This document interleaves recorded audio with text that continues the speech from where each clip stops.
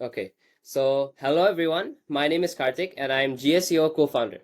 Today we are here to interview Zachary Roger. So Zachary is an incoming freshman at UPenn who is planning to major in philosophy, economics and politics or PPE. He's a graduate of the Detroit Country Day School and he has published notable research on the evolution of Arab American legal representation demands, achieving top grades in his pioneer academics program. So, yes, this incredible person is here with us today. Without further ado, let's dig in and learn more about him, shall we? So, hello, Zachary. Could you please introduce yourself a bit briefly? Yeah, sure. Hi, everyone. My name's Zach. As Kartik said, I just graduated from Detroit Country Day, which is in Michigan in the US. And this fall, I'll be an incoming freshman at UPenn. My broad interests are in econ, poli-sci, and philosophy, as Kartik mentioned. And in high school, I was deeply involved in researching my background, which is Middle Eastern. So I was involved in learning more about my Arab heritage. And I did so through research through a program called Pioneer, and then also being active locally in an organization called the Arab American National Museum. So I'm excited to share more about these experiences today. Perfect. Perfect. All right, then I guess we can get started. First up, we're going to ask you a few questions about your research that you've done. So, firstly, I've mentioned and I've come to know from your profile that you've done some research on the shift in Arab American demands for legal representation. Could you maybe explain a bit about it to us? Like, what did you research about? What conclusions did you make? Sure. Yeah. So for some context, recently in the early first century, there has been a big push in the Arab American community to free Arabs from the white census category because currently Arabs are simply considered white, but our group has been demanding a separate census category for Middle Eastern and North Africans because there are a lot of advantages that come with having your own distinct census category, such as funding, for example. If you're just hidden in the white census category, then funding for Arab Americans goes to the white population. Whereas if you have your own distinct Middle Eastern and North African census category, then your group actually gets your own separate funding. But this is completely different from the early 20th century, where when people from, at the time it was called Greater Syria, now it's a bunch of separate countries such as Syria and Lebanon. When people from this area were coming to the United States, they were actually trying to prove that they were white because being white was actually required for naturalization, which is becoming a citizen. So basically, in my research, I looked at the different arguments that were made in the past and present, and the motives for wanting to be considered white in the early 20th century versus now wanting to be separated from the white census category and being considered distinctly Middle Eastern and North African. And for some greater context, that was the most recent research that I did. That was going into 12th grade. But as early as entering 11th grade, I was interviewing different people in the Arab American community to learn about activism within the community. So while that was the most recent topic that I did, I've definitely been passionate about learning about my heritage and learning about activism through my heritage before that. I see. I see. Okay, that's a very, very good and detailed answer. So, what Yes, motivated you to get interested in this particular topic? And you mentioned that you started interviewing at 11th grade. Yeah, you started with the research at 11th grade. correct. But did you have an interest in this topic beforehand? Like, was it something that gradually grew on you such that you were interested in researching it later on? Sure.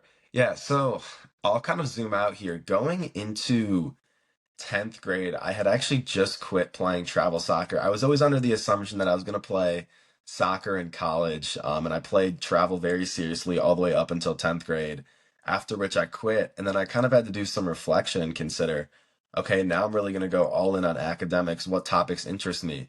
So that year I took AP European History, and that was a very transformative class for me. It was really challenging, but a great type of challenging. There were daily quizzes, the tests were difficult, the papers were difficult, but it helped me discover my passion for history. So after completing that course in 10th grade, the summer going into 11th grade, I decided that I wanted to do more independent history research, and I figured a great place to start was within my community. This is kind of a crazy statistic, but I live about 20 minutes outside of a community called Dearborn, Michigan, and Dearborn has the highest concentration of Arab Americans outside of the Middle East. And I have a lot of family in Dearborn. It's actually where my mom grew up. So I started in Dearborn and I started with an organization called the American Arab Anti-Discrimination Committee. So I interviewed one of the founders. I interviewed him about his life, his time with the committee, and his time in business. And I ended up writing a basically biographical paper, which I submitted to a contest called the Scholastic Art and Writing Awards, and I won a gold key for the Midwest region in journalism. That's kind of where everything started. And then after that, I interviewed a few more people who were associated with activism in different Arab American organizations. And I recorded all of these interviews, so they were technically oral histories. And I submitted them to the Arab American National Museum, which is located in Dearborn. And then that was kind of my progress. And then that all happened, I would say, throughout 11th grade. And then I decided I wanted to do like more of a formal research experience, which is where Pioneer came in. Wow. Wow.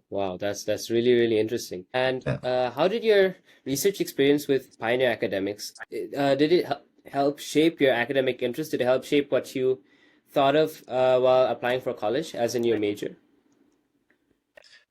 Yeah, definitely. I would say Pioneer first and foremost taught me to think about history in a completely different lens. In school, when you're writing history papers, this is just kind of natural with high school. It's often more of a summary format and it's not as analytical as history research should be.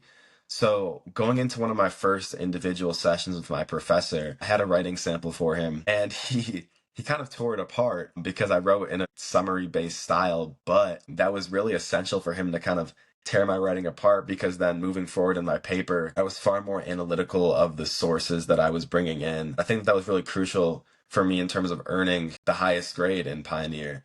And then in terms of college majors, I would say that I still approached the process as somewhat undecided. Knew history was an interest of mine, but I tried to take a step back and say, why do I enjoy history? Because I like synthesizing the pieces of the story that is history. Um, and I think that that skill applies to many fields, such as econ. I also self-studied macro and micro econ my junior year, and I really, really enjoyed that. So I knew that I was interested in econ. And I think that PPE is a good major that kind of strikes a balance between all those different areas. Although I will say, lately I've been leaning a little bit away from PPE because I feel like this is like getting very specific, but I feel like PPE sacrifices depth for breadth in the sense that you learn about these three different topics, but you don't dive deeply enough into just one. So I'm thinking that I might just major in one of those three topics, and I'm leaning towards econ right now. But that could totally change. That's the nature of Penn, is that it encourages you to explore, which I can talk about later. Yeah, I hope that answers your question. All right. All right. Yes, definitely. It definitely does. And during your research experience at Pioneer, did you face any challenges and how did you overcome them since you were still a high school student back then? Yeah, one of the challenges is definitely the one that I just mentioned, like having to change the way that I wrote about history. And I would say all the challenges that I faced were solved through communication. And I feel like that's a great lesson to learn. I'll give another example of a challenge that I faced. I was doing a program called Yale Young Global Scholars. You may have heard of it. I was doing that program at the time, and there was a conflict between an event that was going on through the Yale program and one of my Pioneer events. But basically, I was proactive. I reached out. One of the Yale program coordinators a few days in advance said, "Hey, I've got this Zoom meeting for a program that I'm doing called Pioneer. Could I leave this one event about 15 minutes early?" And we were able to make accommodations for it. So I would say the biggest challenge was definitely having to change my writing style, but there were a bunch of smaller ones, such as time conflicts. And really, everything can be solved through communication. Talking to your professor at Pioneer, we had these things called PCAs, which were kind of like a middleman between you and your professor. As long as I was staying in touch with my professor and staying on top of things, I was able to get through all of the difficulties. I see. I see. And aside from your professors at Pioneer, was there any help from your school or aside from AP European history as well, was there any help or assistance from your teachers or from the school side in doing your research? Actually, no, I would say The only help that I actually got from my school was learning about the program in the first place. My college counselor at my school was the one who recommended it to me. And there was another kid from my grade who ended up doing it. He did research in econ, I want to say. Our college counselor made us two students aware of the program. But in terms of helping us through the program, that wasn't really an expectation. I'd say who I did get help from, which was great, was the Arab American National Museum. I was pretty much there every day working with the librarian to help gather sources. We actually sat down to work on my actual research topic. I remember sitting down in the corner of the library and doing that. So I definitely didn't feel like I was going through it alone, and I was able to find resources to help me. I see. I see.